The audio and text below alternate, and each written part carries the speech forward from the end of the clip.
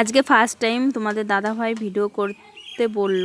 তো আজকে বলছিল যে আমি রুটি বানাবো, তো ওর জন্য আটাটা ছেনে নিচ্ছিল আর গোল গোল করে রুটির ডো কেটে নিচ্ছিল। মানে ও রুটিটা ভালো করে বানায়, ভাজে, মানে আমার থেকে সুন্দর হয়, নরম হয়, খুব পরিমাণে ফোলে। আমি এইভাবে বানাতে গেলে একটা ফোলে না, একটা বাংলাদেশের ম্যাপ হয়, একটা ইন্ডিয়ার ম্যাপ হয়, মানে কি বলবো।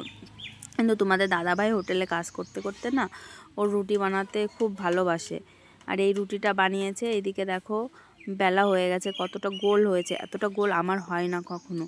একদিকে তাই বসিয়ে একটু হালকা করে ভেজে মানে করে নেবে, তারপরে ওটাই দিয়ে ফুলাবে। তো তোমরা দেখো এইভাবে তোমরা কারা কারা বাড়িতে রুটি বানাও তো আমাকে কমেন্টে বলো তো।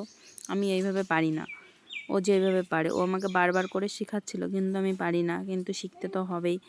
সেই কারণে বলছিল দেখো কি করে আমি কি করছি। তো আমি দাঁড়িয়ে দাঁড়িয়ে দেখছিলাম ও কি করে সব করে। তো আমি অনেকটাই শিখে গেছি, আমাকে দুদিন ধরে শেখাচ্ছিল।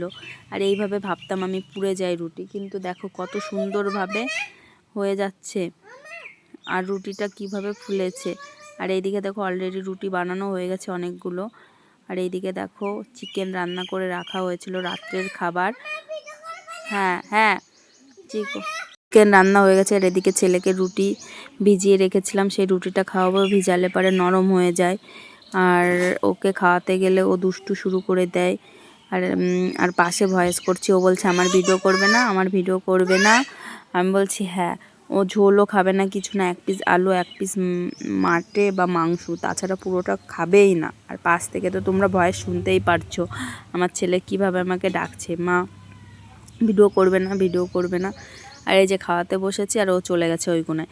ওর খাবার দেখলে যে ওর এতটা জ্বর আসে কি বলবো, কিছু বলার নেই। ওকে ও খেতেই চায় না।